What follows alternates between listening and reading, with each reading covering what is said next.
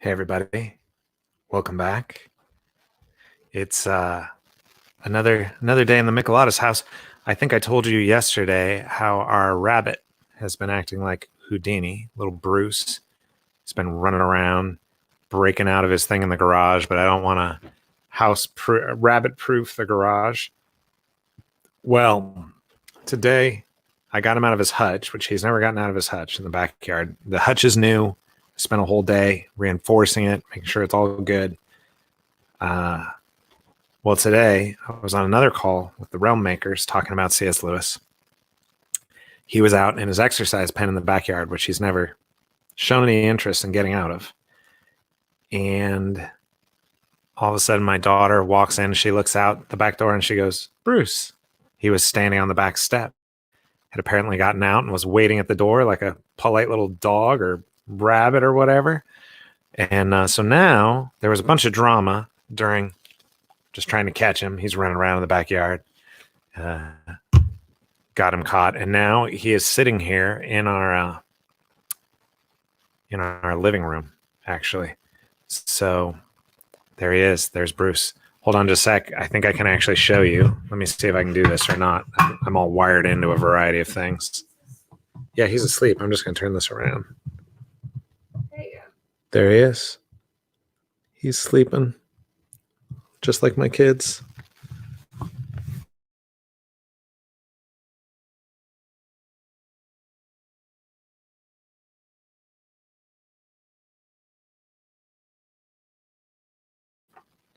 Oh, my internet got disconnected for a second. Okay, people are starting to say hello. Scales family is here. Hi. I like all those emoji. Those are good emoji. Jonathan says Houdini rabbit like Houdini dog. Yes. I have never seen this rabbit get out of anything. We did see some evidence of how he got out of the exercise pen. It looks like he pushed a box against the side and then leapt out, which is pretty good. Pretty good. Well done, rabbit. And then, of course, there's our buddy Joanna, Lily Me, saying hello. Hello. Hey, is everybody else out there? I started a minute late today, partly because I got a little derailed. Not because the rabbit was doing anything, but because I was thinking about the rabbit. So that's a problem. The rabbit's up and around. He's walking. Hopefully, I've been hoping to see how he's getting out of things. So if he jumps over the cage, or the other theory is that he's lifting the cage and crawling under it, that will be very exciting because I'll be able to watch him then, which would be great. Just not to have that uncertainty. Okay. Oh, Patrick's here. Patrick says hello. Hi, Patrick. Well, glad to have you all here. Let's go ahead and get started. We're missing a bunch of folks today. I don't know what's going on. Probably because I started late and then I didn't share it. So here's what's happened so far. We're starting into chapter 28. Madeline Oliver can't breathe except through magic. And the Elenil have given her, the magical race, the Elenil, have given her the ability to breathe on with the understanding that she will work for them, that she'll be part of their company in war against the Skim, a bunch of horrible, evil monsters. She goes with them and agrees to that. And what's just happened is that the magic of the Elenil has to be turned off for a full 24 hours once a year. And that day has come. It's called the Festival of the Turning. And during that time, Madeline can't breathe. And her friend Shula got back some wounds she had. Jason's magic, what little he has, does not work during this time. And at the same time, the Skim attack the Elenil at their citadel, at their home, and they come specifically asking for Madeline Oliver. Madeline and her friends run to a castle where they're living, the Knight of the Mirror's castle, where they think they'll be safe, but they're not. Hanale's father, Vivi, is killed. And Madeline escapes on a giant bird, a magic bird, with her roommate, Shula, only at the end of the chapter for her magic to the magic on the bird to stop working, and it shrinks and they fall. And the last we heard of Madeline, she fell into the river below. Jason, meanwhile, is his friend Baileya is helping the Knight of the Mirror to hold the door against the skim at the Knight's Tower, with the hopes that eventually they'll escape, but they don't know how. And that's where we left Jason, and that's where we pick up today in chapter 28 of the Crescent Stone, The Fall. Thou shalt flee to the east and walk dunes alone in sunshine and shadow, eater of carrion. Thy sister shall be the crow, thy brother the hyena. From the ordering of the world, an Elenil story. The door shuddered in its frame, but the heavy bar held. Splinters flew, and a thick stone blade split a hole. The knight stood 3 steps above the door, sword at the ready. Baileya stood 2 steps above him, her double-bladed staff as wide as the stairway, and Jason stood 6 steps up from Baileya. The knight had taken Jason's short sword and given him a mace. It was essentially a weighted club with spikes on it. Always keep the upper ground, the knight said. If I fall, do as Baileya says. The narrow stairs work to our advantage. Any creature that passes me and this warrior maid must be fierce indeed, but hopefully wounded. Jason cleared his throat. Then I whack it in the head with the pointy club. The mace, the knight said. Indeed. Well said, young warrior. Then came another shuddering crash from the door and guttural shouts from the skim on the other side. The knight clasped Baileya's forearm and she his. It has been an honor to fight beside you, daughter of the desert. If we live, she said, this shall be a story of great value among my people. The honor is mine, Sir Knight. Likewise, Jason said, honor to die with everyone, etc. Baileya grinned at him, and her pale silver eyes twinkled like starlight.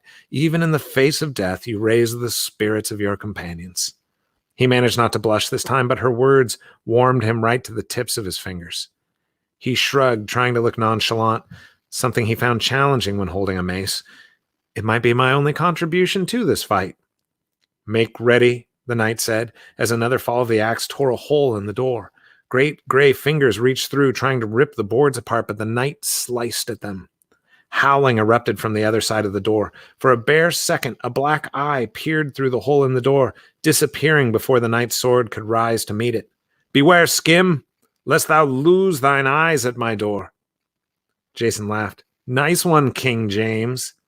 It is the ancient language of kings and knights, Baileya said. Behold, I doth know that so much already, Jason said, swinging his mace, which hit the stone wall and jarred his arms. Ouch! Delightful Glitter Lady leaned against him and let loose a high-pitched whine. There was a momentary silence on the other side, and a skim shouted, They have a unicorn upon the stairs! Jason patted Dee on the back. That's right, you nutty people of the sunlit lands. Be afraid of my rhino. Call it a unicorn if you like. The door shattered inward. The first skim to cross the threshold fell to the knight's sword.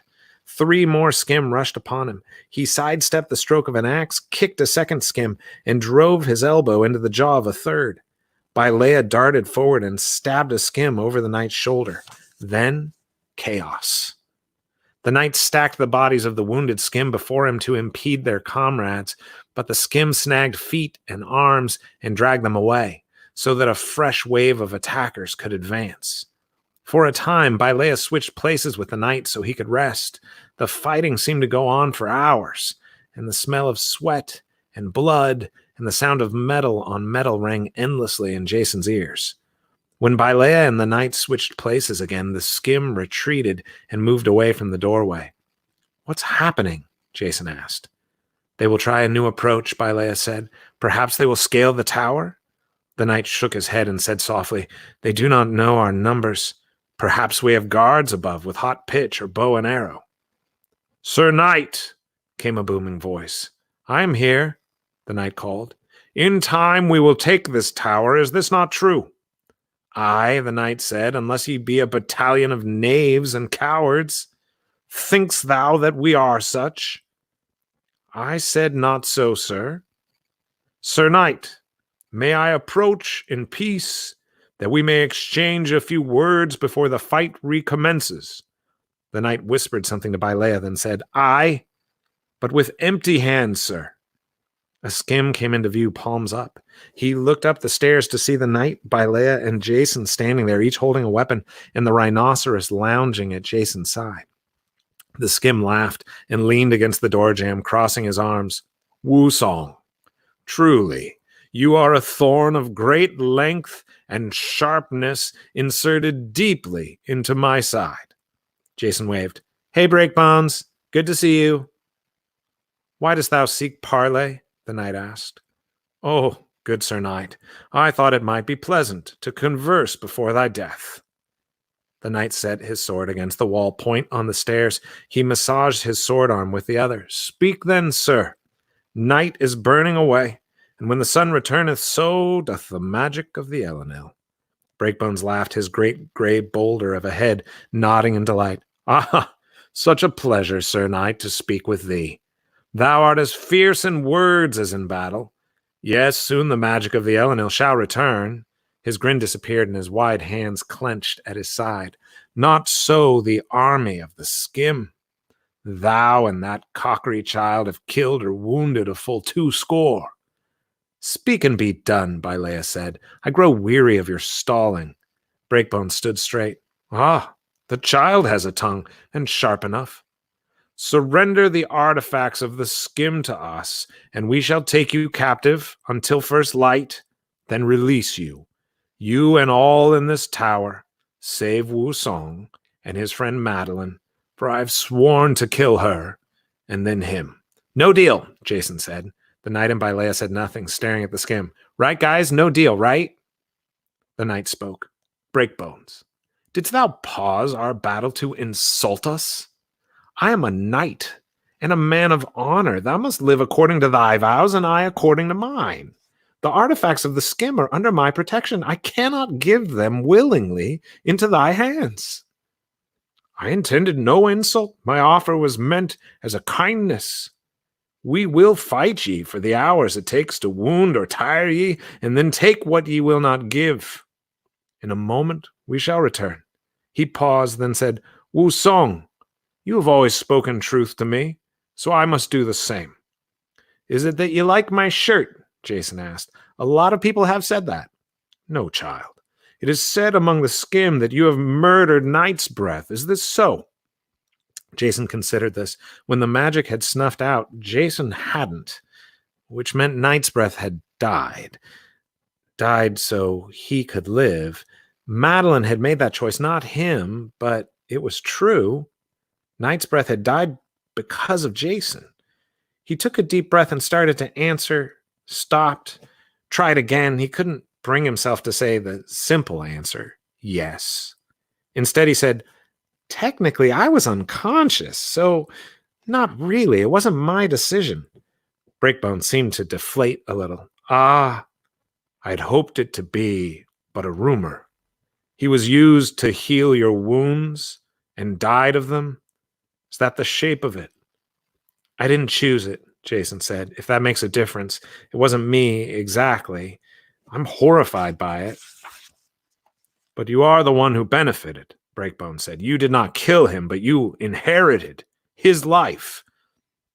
"It wasn't me," Jason repeated. "It's a horrible thing, but I'm not a murderer, if that's what you're saying." "No, it was not you," Breakbone said. "It was your allies.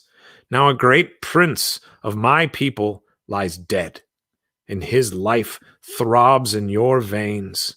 His life was taken in payment for yours, and you stand upon those stairs and say, it is not your fault. It's not my fault, yet he is dead, and you still breathe." "I can't change that," Jason said. He stopped, uncertain of the rules of the Sunlit Lands. He asked Baileya, "Wait, I can't change that, can I?" She shook her head. "Death comes but once." "Yeah, okay," Jason said. "I can't bring Night's Breath back to life, so you can't hold me responsible for his death." "Tell that to his orphaned children," Breakbone said. "Who will care for them now? Their father is dead, and you will use his life for some other purpose than to care for them. You will not serve his people, or walk his mother to meet the peasant king. Are these not your choices? You did not murder him, perhaps, but his blood is on your hands. That's not fair, Jason said. So says his wife. So say his children and his mother and his neighbors. Yet here you stand, alive. Why are we talking about this? Did you just want me to feel bad before you killed me?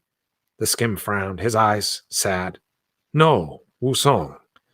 I told you this so you would understand. Every skim in this city has made a blood oath to return Night's Breath's life to his people. Jason said, just to be clear, are you saying that every skim in the city has taken an oath to kill me? Indeed. And to bear your body back to Night's Breath's widow. Jason's knees felt weak. Well, thanks for letting me know. Breakbones bowed. Sir Knight, Lady, Wusong, in a moment our battle will recommence at your signal. Fare ye well. The skim disappeared. Are ye ready? The knight asked, still using his archaic speech. Baileya shook her staff. Jason just shook. He couldn't say anything. He had known, theoretically, the skim were willing to kill him, but that was a bit different than all of them taking a vow to kill him. Overwhelmed by the whole thing, he shouted, "You know, I'm actually a pretty nice guy if you take the time to get to know me." Breakbone's voice came echoing to them as he addressed his soldiers. "Kill whomever you must to take the tower. What belongs to the skim we return to our people. Whoever lays hands upon the sword of years and returns it to our people, be it skim or Elenil, human or cockry, I shall be in their debt for every day of my life. Are ye ready, my brethren? Are ye prepared, sistren?" A roar came from the army of the skim. The knight brandished his sword and shouted, "Come then, skim, do your worst." They did. 4 skim rushed in, 2 in front and 2 in back. While the knight fought the front 2, the 2 in the back sliced at him. He made quick work of them, but as he knocked the 4th down the stairs, it revealed a 5th skim, kneeling at the bottom of the tower, a crossbow in his hands trained directly at the knight. The knight turned fast enough to spare his heart, but the bolt sank into his sword shoulder. With a cry, Baileya leapt over him, darted out of the stairway, and killed the skim. She snatched the crossbow and 2 bolts that had fallen to the ground before scrambling back to the relative safety of the stairway. "Well done," the knight said, pale and bleeding on the stairs. "Whatever skim next ascends the stairs receives a bolt for their trouble," Baileya shouted. "Help me ascend," the knight said to Jason. They retreated 10 steps up, so that they bent around the corner and could no longer see the entrance. Baileya removed the bolt from the knight's shoulder with a swift and practiced hand. She loaded the crossbow and waited a few steps below them. The blood flowed rhythmically from the wound. With the knight's coaching, Jason ripped some cloth from the knight's tunic and pressed it against the wound. He hadn't seen so much blood since what had happened with his sister. "Press harder," the knight said. "Good. Now tie it. Yes. Like that. Well done, Wusong." Baileya loosed a bolt at the first skim to show his head, and all fell quiet again. "Next, they will overwhelm us with numbers," the knight said. "No doubt they grow restless at the thought of dawn's approach." The next wave of skim came in a vicious, angry mob. Baileya dropped one with a bolt, and the knight stood behind her, trying his best as he was able to keep them from passing him on the stairs. Jason reached for his mace only to realize with some horror that he had left it further down the stairwell leaning against the wall. He hadn't really needed it so far and had forgotten to bring it in the excitement of the knight's wound. One skim made it past the knight, and Jason kicked it in the teeth as hard as he was able. Baileya didn't notice, but he made a note to tell her later that her use your feet advice had worked. That's when he noticed delightful Glitter Lady twitching or shaking. It was hard to say. "What's wrong, girl? Are you okay?" She seemed to be having some sort of attack. She crooned to him, distressed, then ran down the stairs. "Come back, Dee. It's not safe." Then he understood. The magic had worn off. The magic that made her small. She grew to a monstrous, full-size rhino just as she squeezed between the legs of a skim. The newly gigantic rhino smashed the skim into the ceiling and kept growing. She filled the whole stairway. The stones started to give at her sides. No one would be getting past her. She snorted and cried, pawing at the stairs, eager to burst through the wooden doorframe and fight. "Quickly," the knight said. "Take me up." Together, Jason and Baileya managed to get him up the stairs. Dee was snorting and shuffling below, the stairway starting to give way. The skim were shouting and yelling from the other side. It sounded like the sudden appearance of a unicorn had frightened them so badly they were terrified to approach. Who knew if there were more on the other side? They passed the shattered mirror, then the guard robe, and came at last into the night's solar. Fernanda had stacked everything heavy in the room close to the door, ready to form a barricade. The knight looked out the open windows of the tower. Too many hours still, until sunrise, he said to himself. He took Fernanda's hands, pulling them away from studying the dressing on his wound. "My lady, I must ask you a hard favor." He placed the memory stone in her hand. "No," she said. "It is too cruel. I have hours of freedom still." The knight took the mask of passing from Baileya. "It is cruel, lady, and yet only you can enter the mirrors. Come daylight, the stone and mask will reappear in the world, and none will be able to take them from my hand. There will be some small victory tonight." "What?" Jason stared at him, completely mystified. "Why didn't you send all of the artifacts into the mirror in the first place, then? And I thought magic didn't work right now?" "I do not know for certain what daylight will bring," the knight said. "Perhaps the skim will rule far-seeing, in which case the farther away the artifacts, the better." He paused. "And the magic that lets her enter the mirror is not of the Elenil, unlike the magic that has trapped her there." Jason picked up the mask of passing. "We can still get out of here," he said. "The bird is gone," the knight said. "It won't return. There's no rope long enough, no weapon powerful enough to remove us from this tower now." Jason listened, his finger on his chin. "True, but you know what I always say? Poop has to go somewhere." Baileya understood first. "No," she said, "it is too long of a drop." "Into water," he said. Baileya shivered. "I would not call it water." "They will hear the splash," the knight said. "They'll be waiting for you at the lip of the moat," Fernanda said. A chorus of shouts came from below, as well as the trumpeting of an enraged rhinoceros. Sounded like she was winning. "I don't think they'll hear us," Jason said. Celebratory battle cries, followed by surprised shrieks of terror, drifted up the stairs. "And I don't think we have much time." Fernanda picked up the stone. She kissed the knight. "Until next year, my beloved." She walked to a mirror. She looked over her shoulder once, then stepped into the mirror, the knight running up behind her and pressing his hands flat against the glass. She put her hands on the glass too. Quickly, the knight said to Jason, "Head for the garderobe." "What will you do?"